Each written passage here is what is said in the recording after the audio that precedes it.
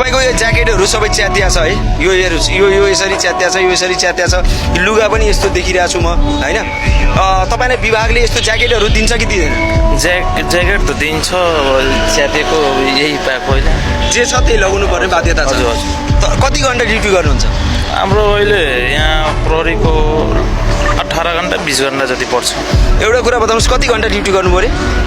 हाम्रो अहिले 17-18 घन्टा 20 घन्टा 22 घन्टा पनि पर्छ। 17-18 घन्टा 20 घन्टा 22 घन्टा 2-4 घन्टा सुतेपछि उहाँ फेरि ड्युटीमा आइहाल्नुहुन्छ। एउटा प्रहरीको पीडा सुन्नुहोस्, जब यो प्रहरीहरू चोकमा हुन्छ कसैले पनि एक बोतल पानी दिँदैन। यदि कसैले इनकेस ल दाजु धेरै घाम छ, धेरै गर्मी छ, ल एउटा रेडबुल दिनुहोस् भनेर दियो भने कसैले फोटो लिन्छ अनि देखाउँछ यो प्रहरी त घुसखोर हो, यसलाई कारवाही हुनुपर्छ। सजिलो छ नि प्रहरीलाई बदनाम गर्न, प्रहरीलाई टार्गेट गर्न धेरै सजिलो छ, किनभने अहोरात्र उहाँहरू समाजको फिल्डमा तपाईँ हाम्रो बिचमा बस्नुहुन्छ। सर, यदि प्रहरीको जागिर छोडेर कहीँ अन्तै जागिर गर्ने अवसर पाउनुभयो भने के गर्नुहुन्छ? त्यस्तो 30 वर्ष हाम्रो छ यहाँ, कम्तीमा 20 वर्ष सेवा गर्नुपर्ने हुन्छ। अब त्यसपछि छोरे पनि बिजनेस गर्ने। छोरे 20 वर्ष पुगेपछि पेन्सन त कमसेकम आउँछ होइन? पेन्सन आउँछ।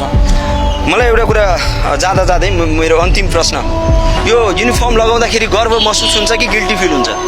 होइन, गर्व त महसुस हुन्छ, पैसा थोरै भए पनि गर्व त महसुस हुन्छ। है? हजुर हुन्छ। यो युनिफर्ममा त्यो शक्ति छ।